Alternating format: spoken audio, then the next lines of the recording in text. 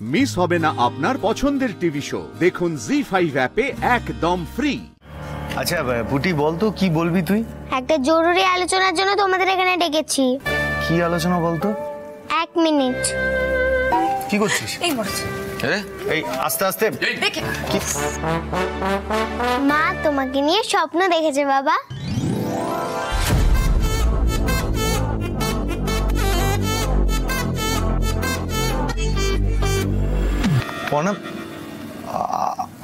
আমাকে নিয়ে স্বপ্ন দেখেছে? তুই ঠিক জানিস পুটি? ইয়েস, আমি 100% জানি। আরে মা না ঘুমের মধ্যে ধরপড়ে উঠে বসলো, তখনই আমি বুঝতে পেরেছি মা না কিছু একটা স্বপ্ন দেখেছে।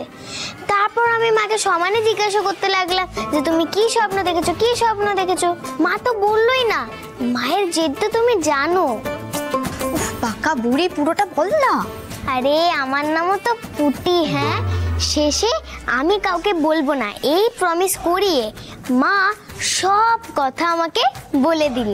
তারপরে বেশি না দেরি করে আমি চুপি চুপি এসে তোমাদের সবাইকে ডেকে দিলাম। হ্যাঁ রে পুটি, বলছি স্বপ্নের বিষয়টা কি, মানে তোর বাবাকে নিয়ে কি দেখেছে? বিয়ে। না, হ্যাঁ।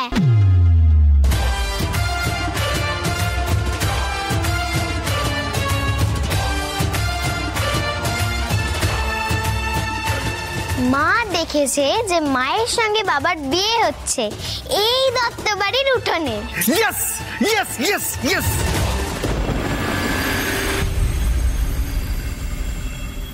পুটি, পুটি, কে?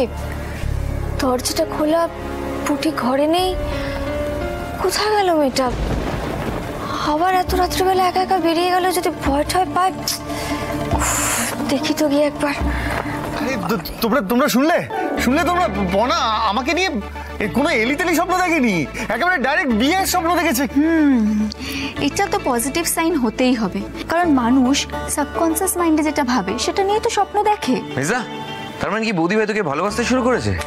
মনে মনে বিয়ে করার কথা ভাবছে আই গেস। তাই কি? নাকি পনার পুরনো কথা মনে পড়ছে? তবে হ্যাঁ, বউকে কোলে নিয়ে শিবের ওখানে জল ঢালতে গেছিলি, সেই জন্য শিব হাতে হাতে প্রসাদ দিয়ে ফেলেছে। হ্যাঁ, ফাটাফাটি কানেকশন হয়েছে, বুঝতে পেরেছিস?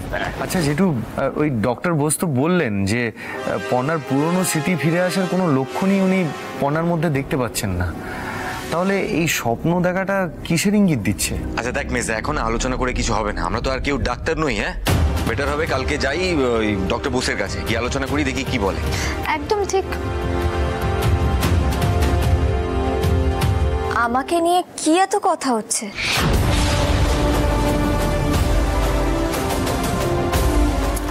না,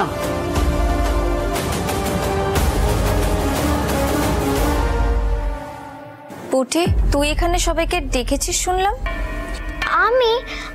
আমি কই না তো বন্ধু। তুমি যে কি সব বলছো, আমি কেন ডাকতে যাব? জি5 ডাউনলোড করুন আর সব এপিসোড দেখুন একদম ফ্রি।